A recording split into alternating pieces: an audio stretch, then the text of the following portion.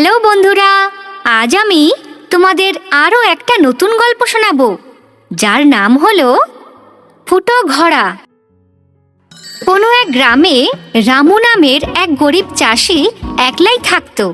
রামুর কাছে একটা ছোট জমি ছিল, যেখানে চাষ করে তার সংসার চলতো। একদিন রামু বাজারে জমির জন্য বীজ কিনতে যায়। তখনই ওর দৃষ্টি দুটো বড় আর সুন্দর ঘোড়ার উপর পড়ে। বাহ, এগুলো তো খুবই বড় আর গভীর ঘোড়া। নদী থেকে জল ভরে নিয়ে আসার জন্য এগুলো একদম ঠিক হবে। যদিও ঘরে রাখা ওই ছোট ঘোড়াগুলোতে খুবই কম জল আনা যায়। রামু বীজ কেনা ছেড়ে ওই দুই ঘোড়াকে কিনে নেয় আর ঘরের দিকে এগোতে থাকে। এগুলো আমি খুবই ভালো জিনিস পেলাম। কাল থেকে আমি প্রতিদিন এই দুই ঘোড়াতে করেই জল ভরে নিয়ে আসব। আমার বিশ্বাস যে এই জল আমার জন্য একদমই কম পড়বে না। এইসব ভেবে রামু ঘরে পৌঁছে যায়। পরের দিন সকালে সে একটি লাঠির দুই ধারে দড়ির সাহায্যে ঘোড়াগুলোকে বেঁধে দেয় আর সে নদীর দিকে চলে যায়। সে একটা কাঁচা আর শুষ্ক রাস্তা দিয়ে গিয়ে নদীর কাছে পৌঁছে যায় আর দুটো ঘোড়াকে তাড়াতাড়ি জলে ডুবিয়ে ভরে নেয়। বাহ রে বাহ, এত জল দিয়ে তো আমার সারা দিনের কাজই হয়ে যাবে। ভালোই হলো, এবার তো আমায় 2 দিন আর এখানে আসতেই হবে না। এই খুশিতে রামু জল নিয়ে গুনগুন করে গান করতে করতে ঘরের দিকে চলে যায়। ঘরে পৌঁছে যখনই সে ঘোড়াগুলোকে মাটিতে রাখে, তখনই সে দেখতে পায় একটা ঘোড়ায় পুরো আর আরেকটা ঘোড়াতে অর্ধেক জল আছে। এইটা দেখে সে বুঝতে পারে যে একটা ঘোড়া ফুটো হয়ে গেছে। এ বাবা, এই ঘোড়াটা তো ফুটো হয়ে গেছে।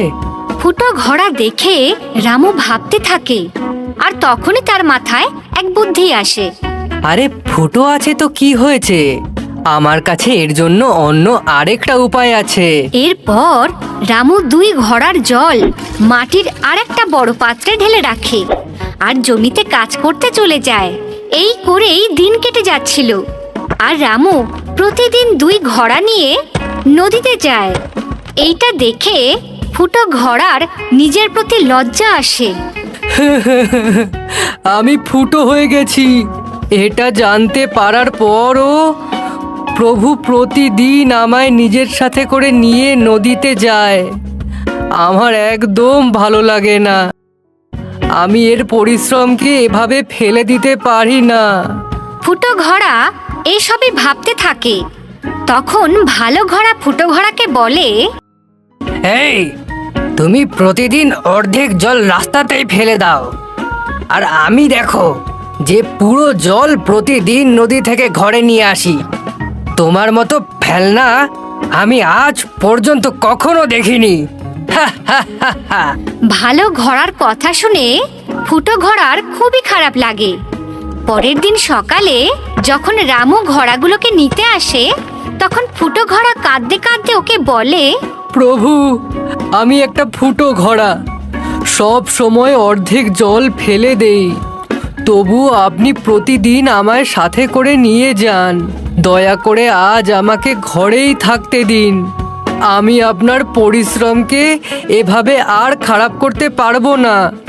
ঘোড়ার কথা শুনে রামু ওকে নিজের হাতে উঠিয়ে নেয় আর বলে, তুমি কেবল নিজের খারাপটাই দেখছো, কিন্তু আমি শুরু থেকেই ওই খারাপের মধ্যে লুকিয়ে থাকা ভালোকেও দেখতে পাচ্ছিলাম। এজন্য আমি কখনো তোমার মধ্যে কোনো খারাপই দেখতে পাইনি। আমার মধ্যে কিচ্ছুই ভালো নেই। আপনার আমার বদলে কোনো নতুন ঘোড়া কিনে নেওয়া উচিত। আচ্ছা ঠিক আছে, আজ তুমি আমার সাথে চলো, আর নদী থেকে আসার সময় ওখানের ফুটন্ত ফুলদের দেখো। আমার বিশ্বাস যে এরপর তুমি নিজেই নিজেকে আবার ভালোবাসতে থাকবে। রামুর কথা শুনে ফুটো ঘোড়া ওর সাথে যায় আর নদী থেকে আসার সময় সব কিছু ভুলে রাস্তার ধারে ফোটা ফুটন্ত ফুলেদের দেখতে পায়। সুন্দর ফুলদের দেখে সে খুবই খুশি হয়, কিন্তু ঘরে পৌঁছে নিজের মধ্যে অর্ধেক জল দেখে তার মন আবার খারাপ হয়ে যায়। আমি আপনাকে বলেছিলাম যে আমি কোনো কাজেরই নই। এখনই রাস্তায় যে ফুলগুলোকে দেখে তুমি তোমার খারাপ ভুলে গিয়েছিলে, ওই ফুল আর কেউ না, বরং তুমি ফুটিয়েছো। প্রতিদিন যখন আমরা নদী থেকে ঘরে ফিরে আসি, তখন তোমার অর্ধেক জল ওই মাটিতেই পড়ে যায়, যা ওই ফুলগুলোকে ফুটতে সাহায্য করে। তবে তুমি কেমন করে বলতে পারো যে তুমি কোনো কাজেরই নও? মানে ওই ফুলগুলো আমি ফুটিয়েছি? যখন প্রথম দিন তোমার মধ্যে আমি অর্ধেক জল দেখেছিলাম, তখনই আমি বুঝতে পেরেছিলাম যে তুমি ফুটো হয়ে গেছো। সেই জন্য আমি সেখানে বিকেলে ওখানে কিছু ফুলের বীজ পুঁতে রেখেছিলাম, আর তুমি প্রতিদিন নিজের জল দিয়ে সেগুলোর দেখাশোনা করতে লাগলে। দেখো, আজ ওই বীজ কি সুন্দর ফুল হয়ে গেছে। শুধু তোমার জন্যই ওই শুষ্ক রাস্তাও উর্বর হয়ে গেছে, আর আমার সাহায্যও হয়ে গেল। এসবেতে আপনার সাহায্য কি করে হলো?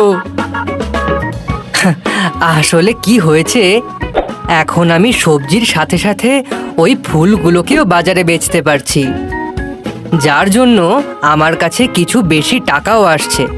সেই টাকা দিয়ে আমি জমির জন্য বেশি আর ভালো বীজও কিনতে পারছি। এই সব তোমার জন্যই সম্ভব হচ্ছে। এই জন্য আজকের পর নিজেকে কখনো অচল মনে করবে না। রামুর কথা শুনে ফুটো ঘোড়া নিজের ভুল বুঝতে পারে। তারপর সে নিজেকে ভালোবাসতে থাকে আর কখনো নিজেকে অচল ভাবে না।